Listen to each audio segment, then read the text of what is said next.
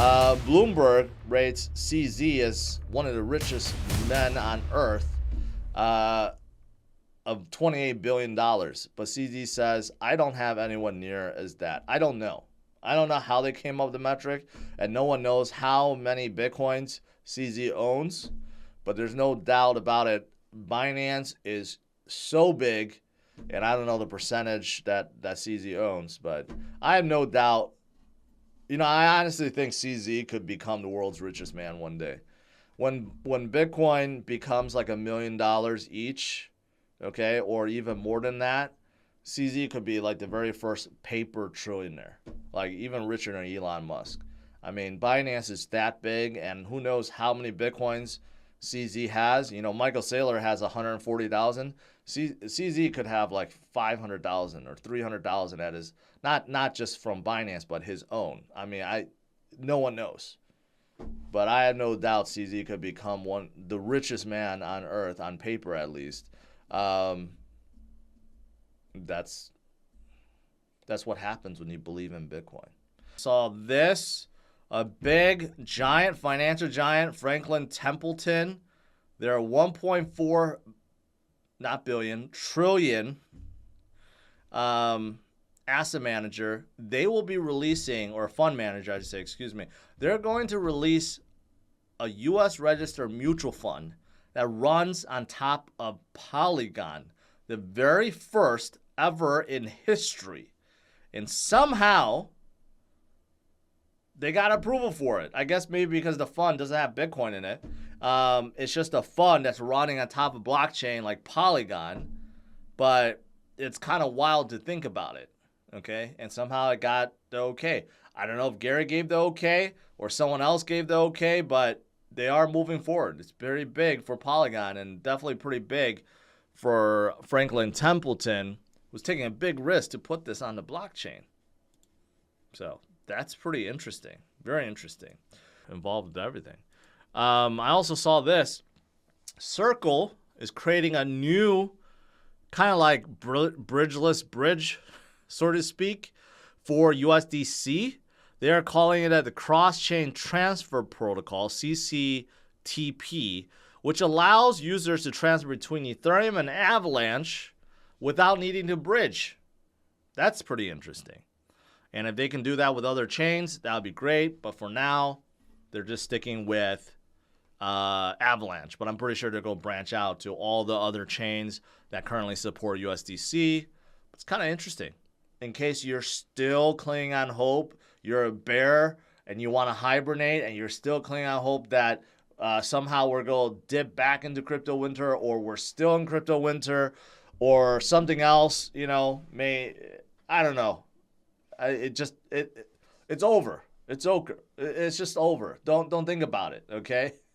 We're out of crypto winter. Every single metric, every single chart says we have moved out of crypto winter, and I'll show you more in a little bit. But it's clear. It's clear that Bitcoin crypto is gaining strength, not losing strength, gaining momentum, and more and more and more people and institutions and companies are embracing Bitcoin and crypto and Web3 and decentralization. Even banks are now coming out and talking about crypto and Bitcoin. Standard Chartered saying Bitcoin is getting stronger because banks are getting weaker. This is from a bank itself, the CEO of a bank. And here's another one. New York Investment Bank is saying crypto winter is over. And now investments in the world of crypto are once again on the table. I mean, these are straight from banks themselves, right? And if banks are willing to look at Bitcoin and crypto, well, you know that they know this is the future, right? They have to embrace or adopt, or they're just going to disappear. So, I mean, just think about that. So crypto winter is definitely over. A big one is First Republic.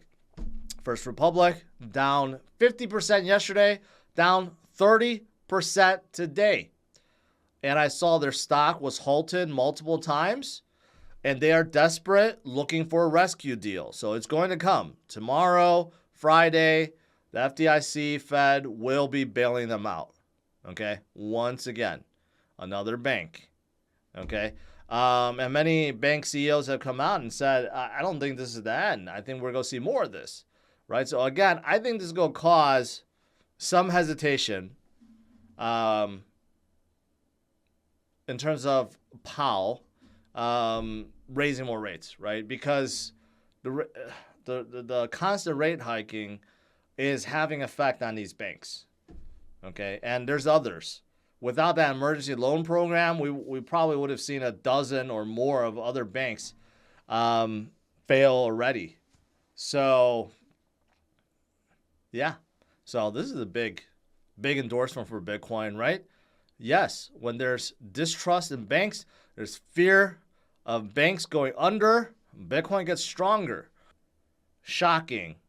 Well, this is actually shocking. Argentina is now going to ditch the dollar and pay with Chinese yuan. That's alarming. Remember, I've been talking about this. This could be the start of the end. We're already seeing Brazil did that.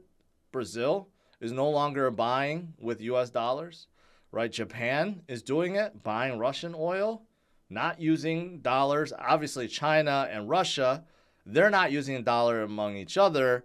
And we see a lot of Middle East countries now selling oil and accepting non-US dollars. It's starting to happen. The death of the dollar. Again, I'm not saying it's going to happen next week or next month or maybe not even next year, but it's concerning. And look at this. For the very first time ever in history, the Chinese yuan has surpassed the dollar in cross-border deals. That's pretty alarming. Some people in the U.S. think that the dollar will never lose its reserve status as a currency. Yet, it's starting to happen right in front of our eyes.